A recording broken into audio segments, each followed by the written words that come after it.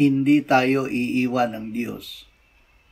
Sapagkat hindi itatakwil ng Panginoon ang bayan niya, hindi niya iiwan ang kanyang mana. Awit 74:14. Hindi tayo iiwan ng Diyos.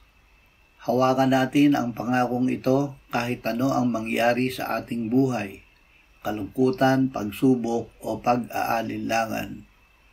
Tayo ang minamahal na mana ng Diyos. Siya ay mananatiling tapat sa atin. Ama, sinabi mo na kami ay hindi mo iiwan o pababayaan. Nananalig kami na nagmamalasakit ka sa amin at kami ay lagi mong tutulungan. Amen.